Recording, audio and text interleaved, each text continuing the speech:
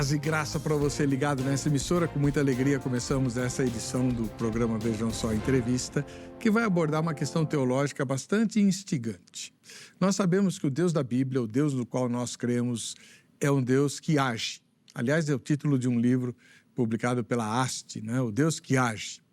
E ao agir, ele se revela. Ele se revela no palco da história humana porque ele quer ser conhecido por nós. E o registro dessa revelação, e de maneira inspirada, foi iniciado no Antigo Testamento.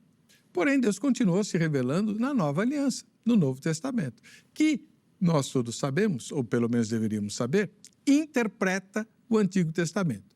Então, se nós já temos o Novo Testamento, que é a revelação mais completa de Deus para o ser humano, com as devidas interpretações nos escritos da Nova Aliança, sobre os textos, às vezes um tanto quanto obscuros do Antigo Testamento, por que estudar o Antigo Testamento, que, aliás, tem textos bastante complicados? Os profetas, então, nem se fala. Quando eles não se referem diretamente a alguma coisa explícita no Novo Testamento, a gente fica boiando.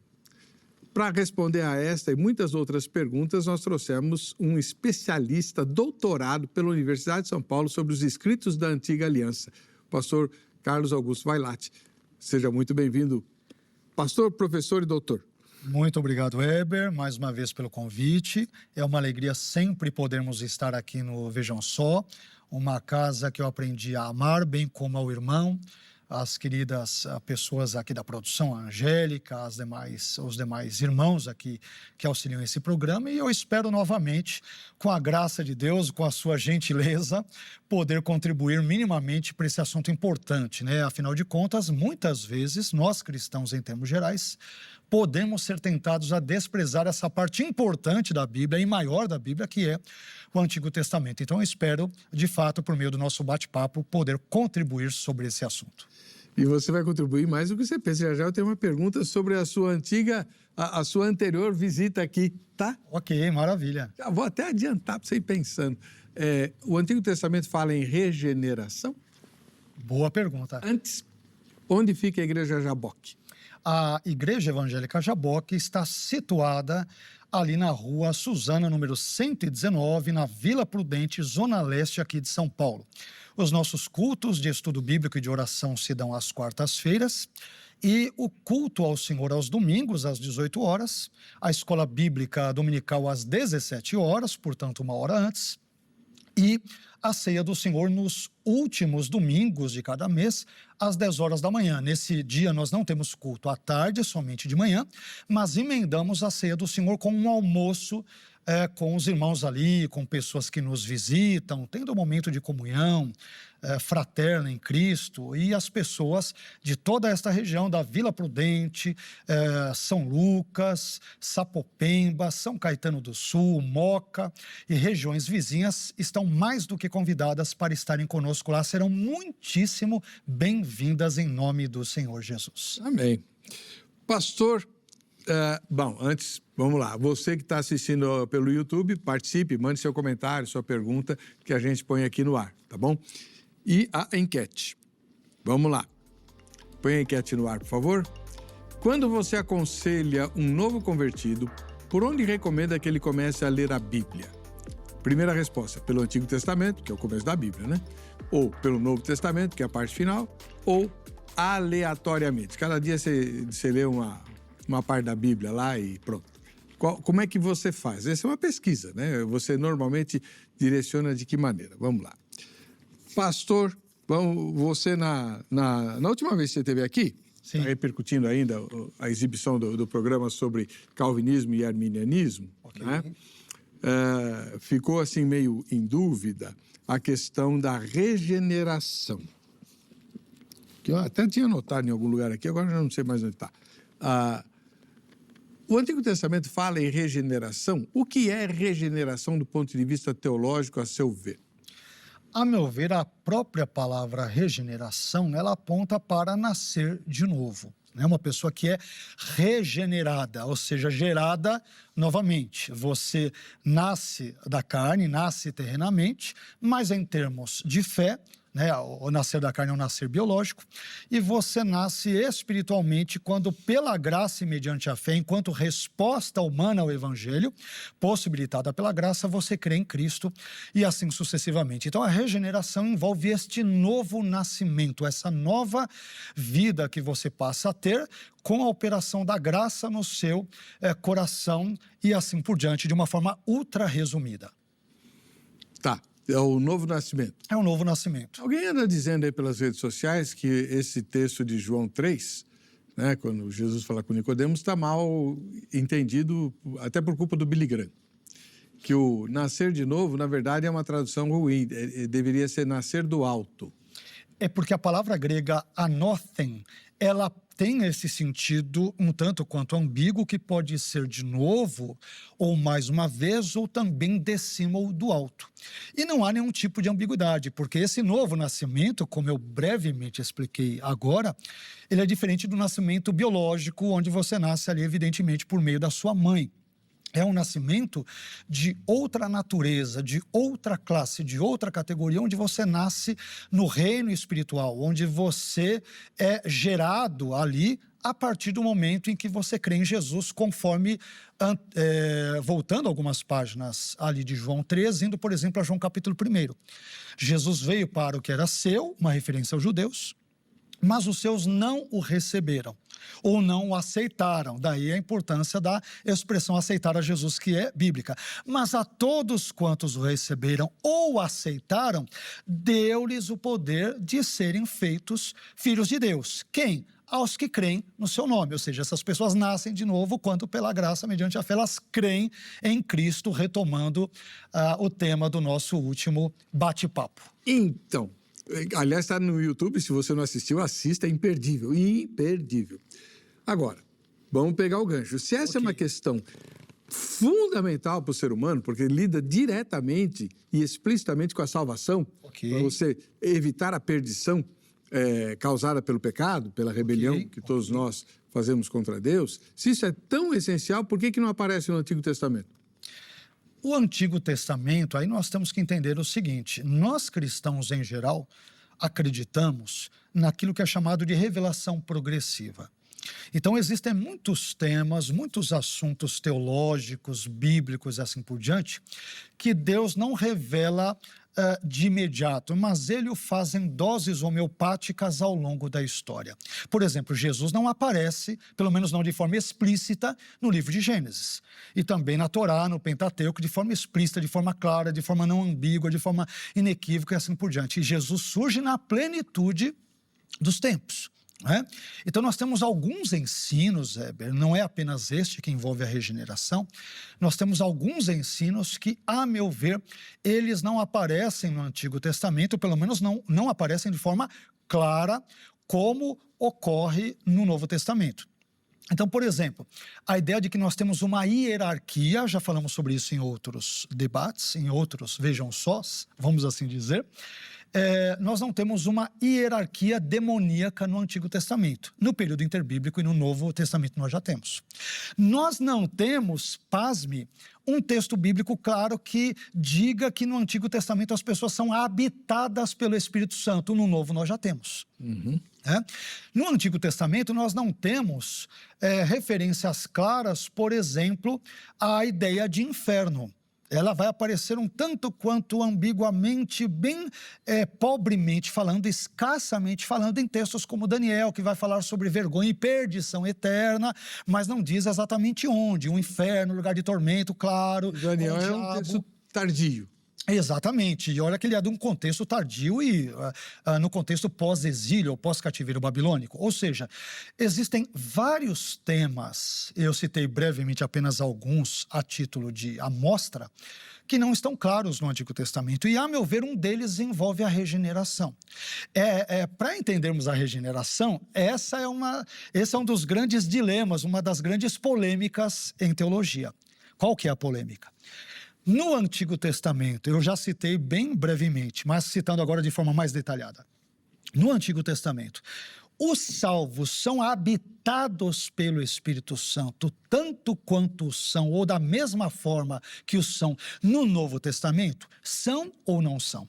E aí nós temos situações muito complicadas, porque o próprio Jesus vai dizer no texto de João, no Evangelho de João, sobre o Espírito Santo, falando para os discípulos num contexto pré-cruz, antes de ser crucificado. Jesus cita em João, lá os capítulos 14, 15, 16, aqueles blocos todos, Jesus fala sobre o Espírito Santo que está convosco, mas que habitará em vós, presumindo-se, portanto, inferindo-se, portanto, que até aquele estágio da revelação ele ainda não habitasse. Então, nós temos uma situação tensa, temos bons estudiosos e bons teólogos que vão defender tanto a habitação do Espírito Santo na Antiga Aliança, mesmo porque sem ela você não pode ser classificado como crente, como temos bons teólogos que vão dizer que não, o Espírito Santo ele não habitava naquele contexto, porque nós não temos ali fundamentação escriturística clara. Você pode inferir, mas essa não é uma situação óbvia. Então, nós temos um assunto absolutamente tenso nesse aspecto, veterotestamentariamente falando, de forma geral. Então tá, como é que se dava a salvação, já que não quer usar o termo regeneração, como é que se dava a salvação no Antigo Testamento? Dependerá da perspectiva de quem responde essa pergunta. Por exemplo, se for um aliancista típico, ele poderá, muito possível ou provavelmente falando, ele poderá dizer que no Antigo Testamento ou na Antiga Aliança, as pessoas são salvas pela fé no Messias que viria. Enquanto que, a partir do contexto da Nova Aliança, as pessoas são salvas pela fé no Messias que veio. Um não aliancista, por exemplo, um dispensacionalista, ele vai dizer que no Antigo Testamento as pessoas são salvas pela fé em Yahvé, no Deus do contexto veterotestamentário, apenas, talvez mais tardiamente, a fé no Messias, mas não necessariamente, porque isso não aparece tão claramente no texto como uma necessidade para você ser salvo. E no Novo Testamento haverá uma concordância com os irmãos aliancistas, ou seja, as pessoas são salvas pela fé no Messias que veio. Eu me alinho nesse aspecto com uma perspectiva mais próxima do dispensacionalismo. Por quê? Eu não vejo, respeitosamente a perspectiva aliancista, o conceito de Messias, que, aliás, é um dos temas importantes que tem a ver com o tema da nossa fala hoje, né? As mais valiosas contribuições ali da teologia do AT, que envolve o tema do Messias, a figura do Messias, a pessoa do Messias. Pois bem, eu não vejo essa pessoa, Heber, como estando sempre presente nas páginas do Antigo Testamento. Ela é um desenvolvimento, a figura do Messias, a meu ver, é um desenvolvimento tardio, que você pode até ver, a partir, isso é discutível, né? Mas muitos verão a partir da época de Davi, no contexto do século X, portanto, antes de Cristo, Davi e Salomão por ali. Outros verão a figura do Messias um pouco mais bem delineada a partir do 8º século, com Isaías, os vários cânticos do servo sofredor, do servo, do Eved Adonai, o servo do Senhor, ali em Isaías 40, Isaías 45, Isaías 52, 3 a 53, 12, né? E assim por diante. E outros ainda verão essa figura mais desenvolvida, com um pouquinho mais de primor, a partir do período do exílio babilônico. Quando, então, nós temos a cultura, teologia e religiosidade persas, segundo estes estudiosos, influenciando de algum modo a teologia judaíta ou dos judeus e fazendo, portanto, com que estes incorporassem essa perspectiva. Incorporar não é um termo muito bom no contexto cristão, né? O pessoal já lembra de questões de possessão demoníaca e tudo. Mas fazendo com que eles incorporassem, ou melhor dizendo, absorvessem a ideia de um Messias e assim por diante. Então, nós temos alguns estágios um pouco mais complexos, acerca dos quais, para variar, os estudiosos não entram em um consenso, mas o fato é que o conceito de Messias, a figura de um Messias, ela não está desde sempre na Bíblia. Então, essa é a minha divergência para com os irmãos aliancistas. Então, eu entendo que não é desde sempre que dá para você afirmar, não. No Antigo Testamento, as pessoas são salvas pela fé no Messias. Esse conceito ele é desenvolvido a posteriori. Então, as pessoas são salvas por meio do quê? Pela fé em Yahvé. Como que Raabe ela foi salva? Ela creu naquilo que havia ouvido sobre o que o Deus dos Hebreus fez, abrindo o Mar Vermelho, resgatando com um grande o braço estendido, mão forte, os hebreus ali da servidão, da escravidão egípcia de quase 500 anos, e ela crê nesse Deus, e é, portanto, por isso que ela é salva e é depois incorporada na galeria dos heróis da fé de Hebreus 11. Então é uma fé em Yahvé. Eu vou por aí. Eu acho que você tem razão e dá para defender biblicamente de forma muito explícita, porque o Senhor Jesus vai falar dos ninivitas, que vão ressurgir no dia do juízo e condenar os judeus porque ouviram a pregação de Jonas, que não falava de Messias nenhum. Exato. Falava só de Deus. Se falava, isso deve ser inferido, né? Não, Aliás, a pregação era o de juízo Jonas, de Deus. a pregação de Jonas tem 5 palavrinhas em hebraico. Pois né? é. O que é registrado, a expressão hebraica, Od arbaim yom venin ve nerpachet. Ou seja, daqui a 40 dias, Nínive será transtornada, será subvertida e assim por diante. Então, é uma mensagem que Yahvé, que Deus deu para Jonas. Você não tem a figura do Messias. Então, esse, a meu ver, e eu digo de novo com respeito, tá, Heber? Como busco sempre fazê-lo. Esse é um dos calcanhares de Aquiles do aliancismo. Ele presume aquilo que a Bíblia claramente não diz. Você não tem um Messias desde sempre claro na Bíblia.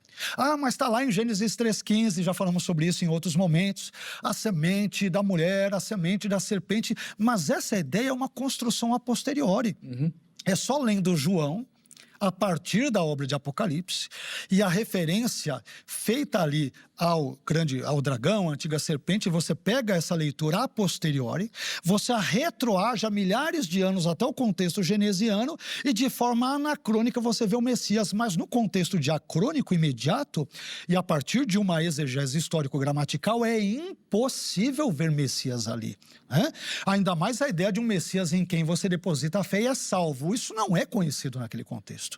É só a partir de uma construção cristã a posteriori, muito a posteriori, é que você retroage isto e, portanto, acaba tendo esse tipo de leitura. Mas se lermos os textos veterotestamentários, a exemplo dos citados brevemente aqui, nos seus próprios termos e a partir de uma metodologia exegética histórico-gramatical, você não chegará jamais à ideia de Messias, é uma ideia tardia. Então, ali, a meu ver, o aliancismo, ele pisa na bola feio nessa leitura. Porque ele vai um pouco longe demais, né? Porque Vê a igreja no Antigo Testamento e outras coisas tantas que são bem complicadas em teologia. Né? O Hebreus 11 deixa claro que as pessoas da galeria lá dos salvos exerceram fé ativa em Deus. Perfeito.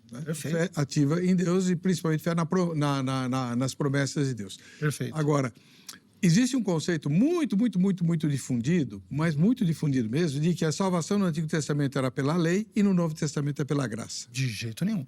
Isso se deu, se você me permite, por uma tradução, na verdade, um comentário, uma nota de rodapé equivocada na Bíblia de Scofield, que depois foi corrigida. É a partir disso que teve esse tipo de equívoco e que os editores da Bíblia de Estudo Scofield, eles observaram, eles perceberam e de forma sensata, prudente, intelectualmente honesta, eles corrigiram. Né? Então, não, nós sempre somos salvos pela graça mediante a fé. A diferença aí envolve, voltamos ao assunto citado, é o conteúdo da fé. Que somos salvos pela graça mediante a fé, não tem nenhum problema no Antigo e Novo Testamento, dá para a gente defender tranquilamente. O problema é o conteúdo da fé. Aliancistas vão dizer que o conteúdo da fé é o Messias, a fé no Messias que viria. Eu aprendi isso quando estudei no mestrado, em outros contextos, mas eu sempre achei estranho isso. Eu falei, mas onde está o Messias? Em Gênesis, em Êxodo, em Levítico, em Números, Deuteronômio, lendo o texto bíblico a partir de uma perspectiva diacrônica, acompanhando o texto e contexto. Eu falei, onde esse pessoal enxergou essas coisas? Eu sempre achei isso muito estranho. Né? Então, a perspectiva, nesse caso, a meu ver, dispensacionalista, ela é mais acertada, ela é mais bíblica. Por quê? No Antigo Testamento eu sou salvo pela fé em Yahvé. Simples, simples. E a partir do Novo Testamento, você tem esse conteúdo da fé, nessa economia da revelação que muda para a pessoa de Jesus Cristo. Aí sim, em Atos 4:12, e nenhum outro nome há, dado entre os homens, pelo qual importa que sejamos salvos, Jesus e tal. Isso foi desde sempre? Não. Veja bem, a salvação sempre se dá, aqui é um assunto polêmico, né? A salvação sempre se deu, se dá e se dará por meio de Jesus Cristo, sempre, vírgula. Quer as pessoas estejam conscientes dele ou estejam inconscientes dele. No Antigo Testamento, na Antiga Economia, na Antiga Aliança, as pessoas não tinham consciência de Jesus Cristo. Por quê? Porque ele ainda não existia enquanto personagem histórico. Então, elas eram salvas por meio da fé em Yahvé. Tão simples quanto isso. Eu substituiria a palavra fé em Yahvé pela palavra vínculo. Ok. Você já está pegando a ideia de aliança, de Brit, porque é um dos temas. O vínculo com Deus, com Yahvé, é que determinava o seu destino. Esse vínculo se expressava por meio de obras feitas pela fé. Hebreus 11 está deixando muito claro. Aí você fala assim, mas o Messias não aparece em Êxodo. E o Cordeiro?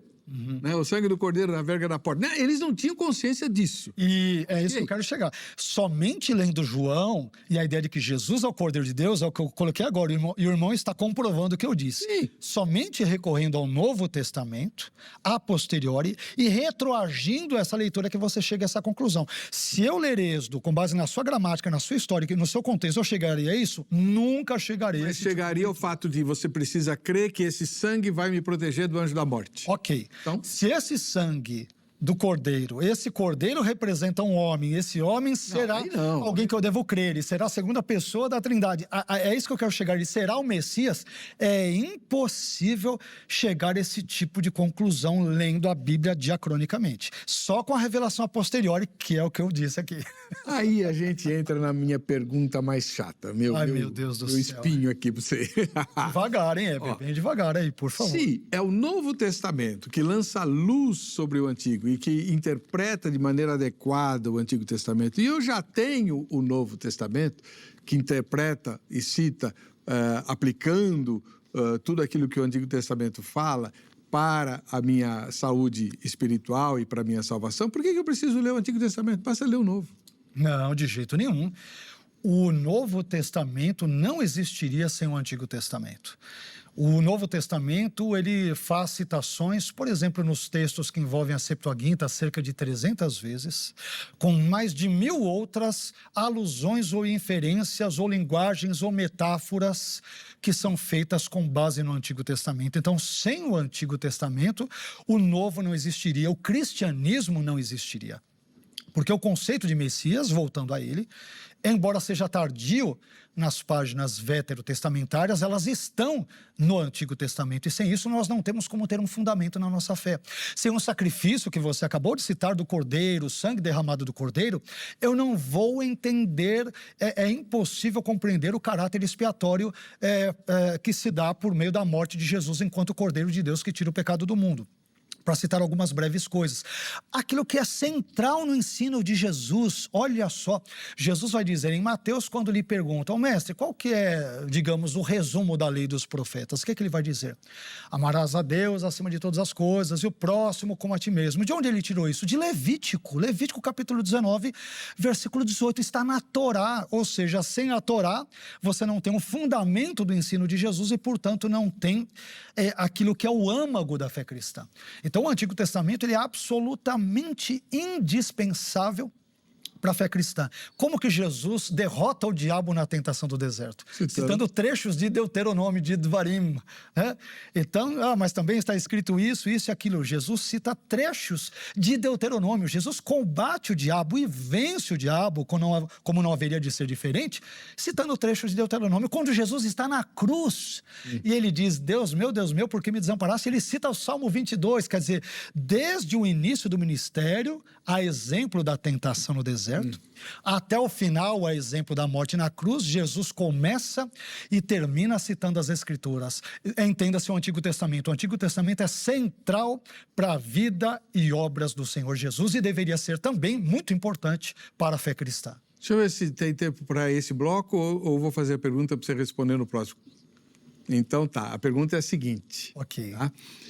Se é assim, se o Antigo Testamento é maravilhoso, como você está falando, por que Jesus, no Sermão do Monte, diz, ouviu-se que foi dito aos antigos, eu, porém, vos digo, ai.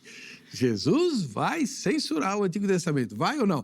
Já já ele responde. Antes vamos sair para o nosso intervalo, falando da Academia Teológica da Graça de Deus, a Grade, que tem o curso bíblico. Você está encantado com o conhecimento do Dr. Vailate, né? Mas é porque ele estudou a palavra de Deus profundamente. E o meu sonho é que ele venha a ser professor da Grade também.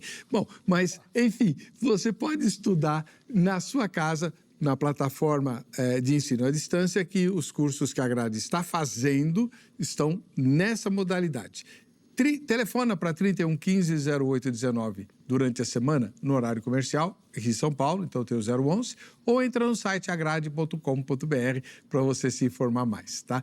Eu sei que você está com coceira, com comichão nos ouvidos e de ouvir tamanha sapiência a respeito da Bíblia. E vai querer estudar a Bíblia, e é por isso mesmo que a gente está fazendo essa entrevista. Aproveita para dar uma passadinha também no site da RIT e fazer as suas críticas e sugestões a respeito do Vejam Só Entrevista. A gente volta já já.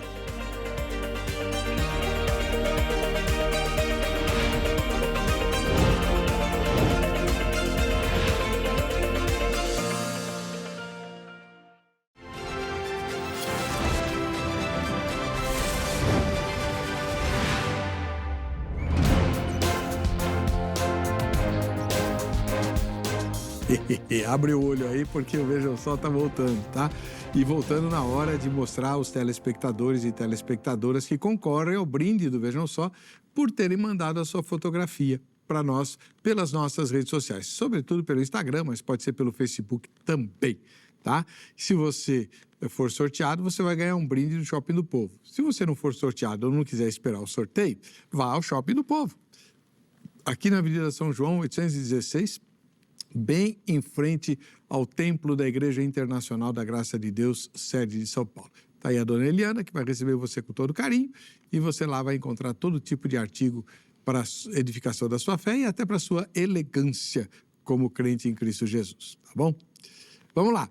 A primeira foto de hoje vem de Botucatu. B-O-B-O-T-U-Tu-Botu, C-A-K-T-U-Tu-Botucatu. Essa eu não conhecia, não, hein? Frequentei lá. Eu fiz um acampamento em Botucatu 500 mil anos atrás. A Edna é nossa telespectadora lá de Botucatu. Muito bom, Edna. Deus abençoe você. Obrigado pela sua audiência. Em Paulo Afonso, lá na Bahia, nós temos a irmã Dorinha, né? Firme aí assistindo ao Vejam Só. Ah, Dorinha, Dorinha, Dorinha. Quem bateu a foto, você não falou. Né? Tem que falar quem foi o fotógrafo, tá bom? E em Angola, Moçambique, né, nós temos o Manuel, nosso telespectador lá. E está assistindo aí o reverendo Amauri, da Igreja Presbiteriana do Brasil. Né? Maravilha. Manuel, um ósculo santo aí para todo o povo de Angola. Muito bem. Vamos lá. Eu te fiz uma pergunta, né? Sim. Você perguntou sobre o Sermão do Monte. Por que Jesus falava desfazendo o que a lei dizia? Jesus não desfez, é evidente. Como bom judeu, o Weber aqui quer me colocar em saia justa. Depois ele fica rindo aqui, tá vendo? Ele fica... Brincadeiras à parte. Olha lá. Mas quando a gente fala disso, o que acontece? No próprio texto de Mateus 5... que você citou o Sermão do Monte como um todo, que envolve os capítulos 5, 6 e 7, nesse contexto aí. Mas em Mateus 5, 17, Jesus mesmo vai dizer: não cuideis que eu vim abolir ou destruir a lei e os profetas, que é uma referência ao Antigo Testamento. Eu não vim destruir ou abolir, eu vim cumprir ou completar. O verbo grego ali, plero, que ele tem esse duplo sentido, tanto cumprir quanto completar. Então, Jesus, quando ele diz, olha, ouvistes o que foi dito, os antigos e tal, sobretudo tendo em mente a ideia da interpretação oral dos fariseus, Jesus critica as excentricidades, os exageros da lei oral que muitas vezes se sobrepunha à tradição escrita, ou seja, ao texto escrito da Torá e assim sucessivamente. Então, a importância ali é o espírito da lei. E não apenas a lei em si, mas os seus desdobramentos e os aspectos mais profundos dela, que iriam resultar, a exemplo do que nós mencionamos minutos atrás, agora antes, né, no primeiro bloco, agora que nós mencionamos, a ideia do amor a Deus acima de todas as coisas e do próximo como a você mesmo. Então, Jesus, ele não é um combatedor da antiga aliança, do Antigo Testamento, não poderia sê-lo sendo judeu, mas ele a complementa na sua interpretação, colocando-a em perspectiva adequada a partir dele mesmo enquanto Messias, que é a continuidade dessa revelação de Deus. Então não há uma contradição, não há um combate, não há uma veterotestamentofobia ou alguma coisa do gênero por parte do Senhor Jesus nesse texto. Mas nesse sermão, não é assim que Jesus falou? Viste que foi dito aos antigos: amarás o teu próximo e odiarás o teu inimigo. Eu, porém, vos digo... Sim, perfeito. Jesus diz isso, mas, de novo, a ideia ali de odiar o inimigo, aí nós temos outra coisa. Aí nós temos que entrar numa linguagem que é um hebraísmo. O que acontece? Quando você fala de odiar o inimigo, aquela coisa toda, detestá-lo, citando aquilo que nós mencionamos no último programa, apenas bem de relance, a gente citou, o irmão citou Romanos 9, mas nós não entramos nele, quando é dito, por exemplo, que Deus amou Jacó e aborreceu ou odiou Esaú. Salvo engano, Romanos capítulo 9, versículo 13. Odiar ali, o verbo grego misel, ele tem um sentido de amar menos ou de não dar tanta atenção quanto aquele que por exemplo, objeto desse amor. Quando é dito, portanto, que Deus amou Jacó ou Israel, mas aborreceu ali Esaú, a ideia não é que Deus odiou Esaú, não quis saber dele, ficou com uma marcação cerrada para que ele vá para o inferno. Não, a ideia é que Deus soberanamente quis realizar o seu propósito histórico redentivo por meio de Jacó e por conseguinte de Israel, e não por meio de Esaú, visto que Esaú não foi escolhido em nenhum momento para esse propósito histórico redentivo. Então, nesse sentido, odiar ou ter inimizade ou detestar, ele é colocado nessa perspectiva. Então, ter o ódio para com o inimigo, a ideia é que o próprio Deus, a sua palavra, os seus valores, os seus mandamentos, eles devem ter uma predominância na fé do indivíduo. E as pessoas, evidentemente, não deveriam se preocupar assim com seus inimigos, mesmo porque, dentro do próprio teor mais amplo de Jesus, do ensino de Jesus, nós devemos amar a Deus e o nosso próximo como a nós mesmos, ainda que esse próximo seja o nosso inimigo. Muito bom, vamos lá. E as mensagens dos livros proféticos, principalmente dos profetas menores, elas são muito difíceis de serem compreendidas. A gente não sabe nem do que o profeta está falando. Os profetas, em geral, tanto os classificados como profetas maiores ou menores, um dos temas fundamentais desse corpo de literatura veterotestamentária é o chamado monoteísmo ético, que é algo de fundamental importância para o judaísmo, para os judeus de forma geral. Então, o que é o monoteísmo ético? Essa palavra sugere dois conceitos. Primeiro, o monoteísmo. Existe um único Deus. Deuteronômio capítulo 6, versículo 4, Shema Israel, Adonai Eloheinu, Adonai Echad. Ouve Israel, o Senhor nosso Deus, o Senhor é um, ou é único.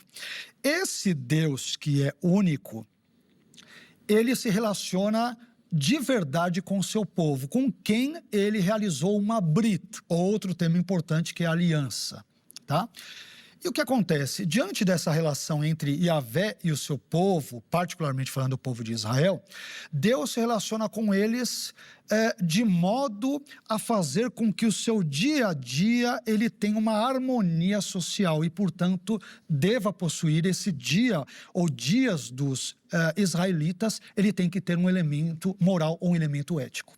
Daí os 10 mandamentos, em Êxodo capítulo 10 e no seu correspondente paralelo Deuteronômio 5, Daí todas as leis chamadas apodíticas e casuísticas, né?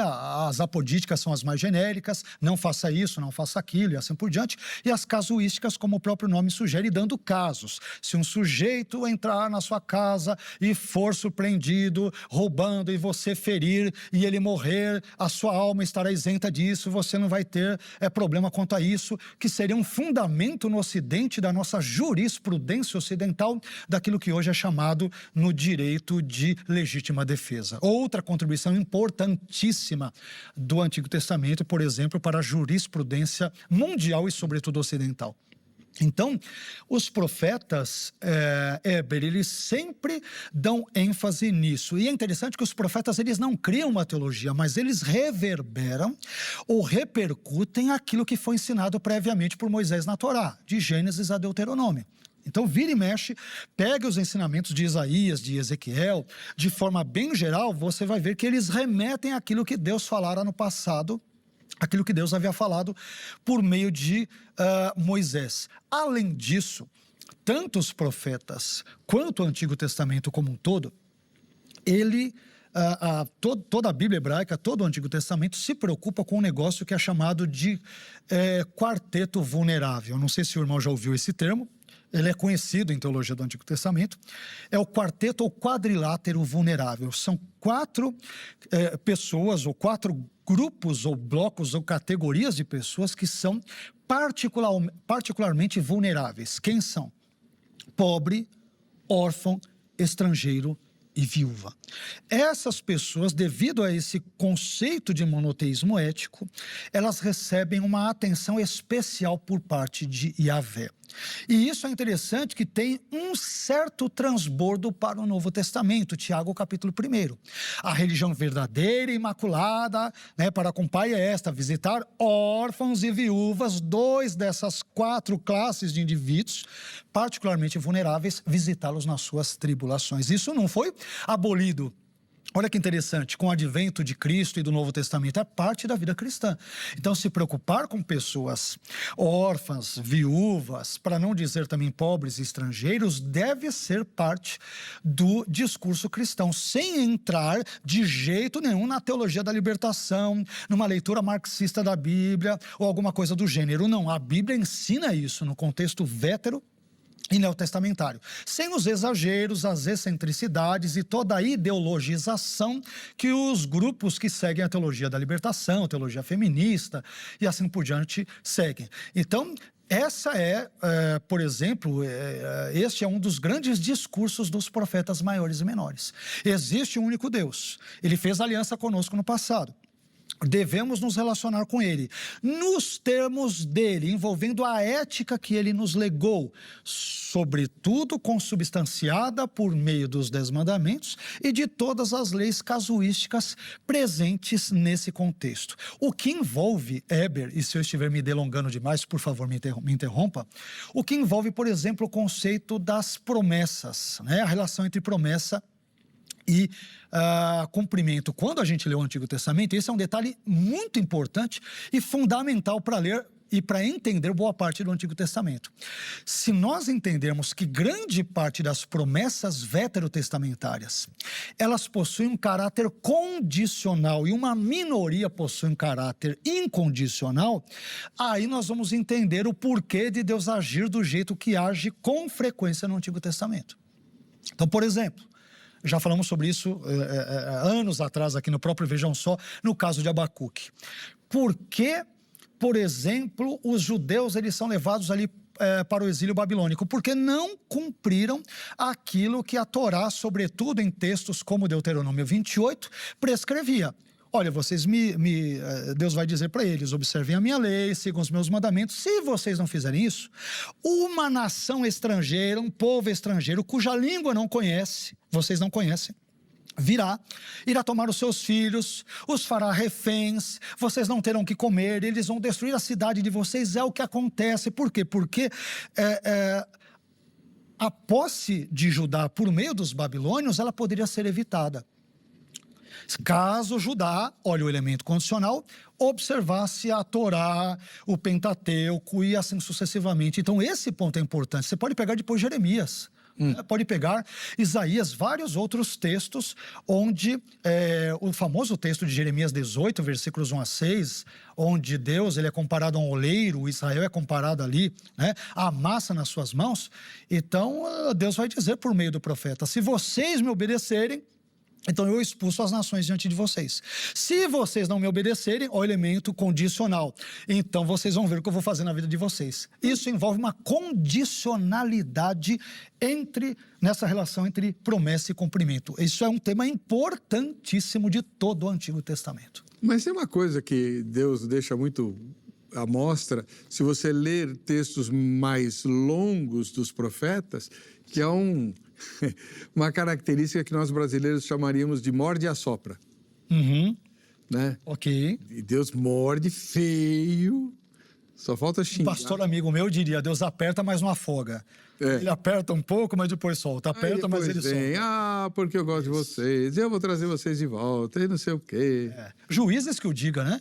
Você tem aquele ciclo vicioso, digamos, em Juízes, onde Israel chafurda na lama do pecado, Deus os pune, manda midianitas, manda não sei quem lá, né, e tal. O povo se arrepende, Deus levanta um juízo, o povo volta ao pecado, Deus julga de novo e fica naquilo. Mas o que eu estou dizendo é que nos livros proféticos, sobretudo nos profetas maiores, Jeremias, por exemplo, Isaías, Deus, vou fazer isso, vou punir, vou castigar, vocês vão ser destruídos, devorados à espada, blá, blá, blá. Aí lá na frente, e eu vos trarei de volta, com laços de amor e tarará. Né? Não, é verdade. Você tem uma tensão, muitas vezes no Antigo Testamento, entre aquilo que eu mencionei agora brevemente, de promessas incondicionais e condicionais. Por exemplo, no caso de Abraão, Gênesis capítulo 12, versículos 1 a 13, a chamada de Abraão, muito conhecida dos irmãos que nos assistem. Pois bem, nesse contexto, Deus promete que por meio de Abraão ele abençoaria todas as famílias, todos os povos da terra. Ele prometeu, ele vai cumprir de qualquer jeito, né? Que Israel será esse povo que terá essa aliança com Deus e assim por diante. Deus promete que isso vai ser para sempre, é algo incondicional. Que a partir de Davi, do seu trono, nunca faltaria quem se assentasse para sempre, uma referência depois ao Messias. É algo que é incondicional, é verdade. Dentro dessas promessas incondicionais, nós temos tantas outras, ou a maioria de condicionais.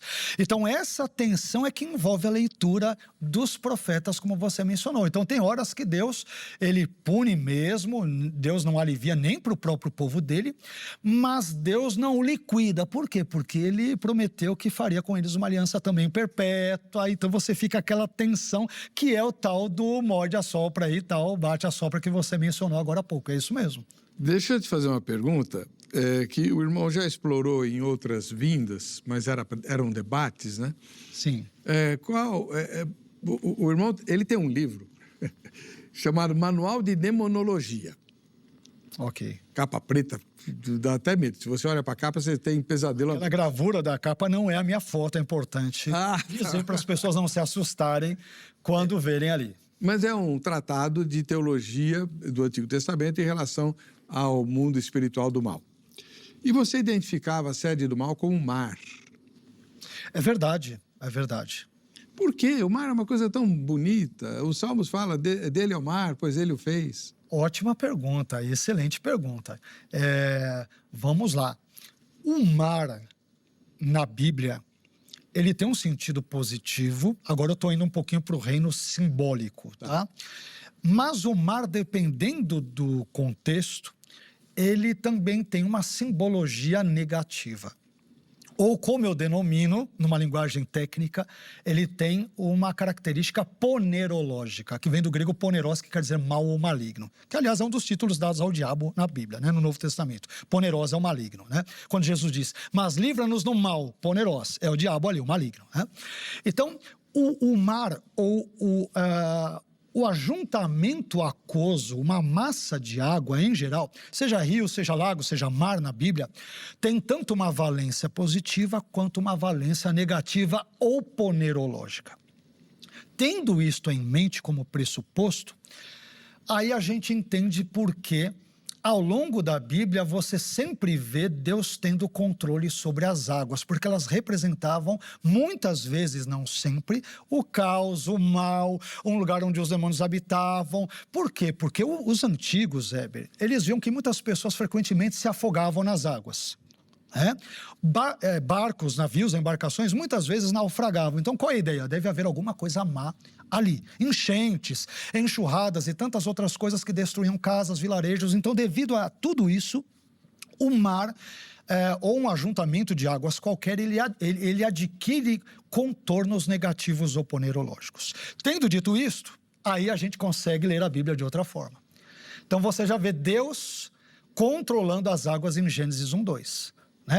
Havia trevas sobre a face do abismo e o Espírito de Deus se movia sobre a face das águas. Olha lá, Deus tem controle sobre elas. Você vai mais adiante, você chega no episódio do dilúvio, Gênesis capítulo 6, 7, 8 até o 9. Então, Deus é quem envia o dilúvio, que tem controle sobre as águas, e quando as águas param, é Deus que faz também fazer, porque Ele tem poder sobre aquilo que representa o caos, o mal, o maligno, aquilo que é ponerológico, aquilo que tem uma valência negativa e assim por diante. Você caminha mais adiante ainda, em Êxodo, então, o que acontece? Abre o mar.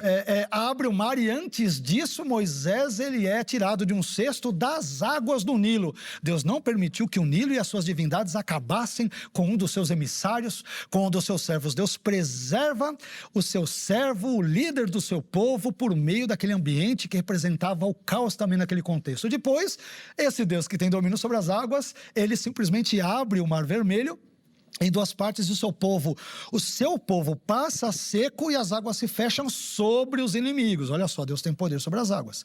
Você vai mais adiante, você vê Moisés ferindo, a rocha dela sai em águas. Olha o Deus que tem poder total sobre as águas. Você vai para Josué. O evento da abertura das águas de Êxodo 14 se repete em Josué 3, quando os sacerdotes trazem a arca, pisam ali no Rio Jordão, quando este estava ali no meio das suas cheias, e as águas se abrem e se repete de novo. Vai na época de Eliseu, a capa lá de Eliseu, que ele pega de Elias, ele bate, as águas se abrem de novo. Você vai em Jonas, pulando lá para não ser tão... Antes de Jonas, nos Salmos, um dos Salmos vai dizer que Deus está sentado sobre o dilúvio. Por quê? Porque ele tem poder total sobre as águas, que representam o caos e o mal. Você vai para Jonas, Deus manda e desmanda nas águas, e vem aquela tempestade, depois Deus manda a bonança e aquela coisa toda. Encurtando, você vai para o Novo Testamento. Jesus, que é o Deus homem, ele anda sobre as águas, mostrando que Deus tem poder total sobre elas. E o final apoteótico, Apocalipse. E vi um novo céu e uma nova terra. E o mar já não existe. Os estudiosos quase que consensualmente entendem que o mar ali ele tem uma simbologia negativa, ou seja, no final da história, Deus triunfará totalmente sobre aquilo que é um dos maiores símbolos ou representações do mal. Deus triunfará no final da história, cabal e completamente, absolutamente sobre o mal.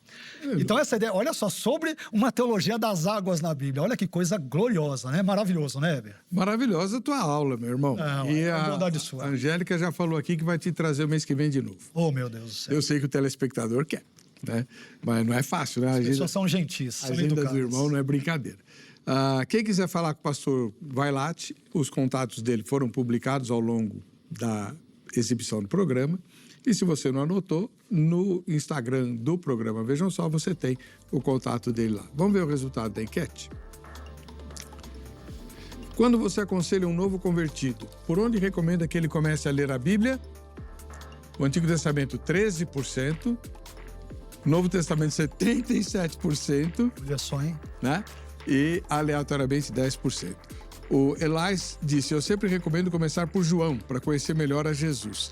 E a Maria, aconselho começar por Gênesis para entender a criação e o pecado. Tá certo. Eu já pensei muito como o querido irmão João, mas hoje eu sou propenso a seguir a lógica mesmo do texto. Concordo com a Maria, ler Gênesis a partir de uma tradução mais tranquila, uma tradução mais conceitual, menos formal, como por exemplo uma NVI, uma NAA, uma NVT. Eu diria, comece pelo começo mesmo, né? Eu não veria problema nisso hoje. É, a hora que chegar em Levítico ele vai desistir. Para você que fica com a gente, que fica com essa emissora, a paz e a graça do Senhor Jesus, nos veremos novamente, se Deus querendo, na próxima sexta-feira. Até lá.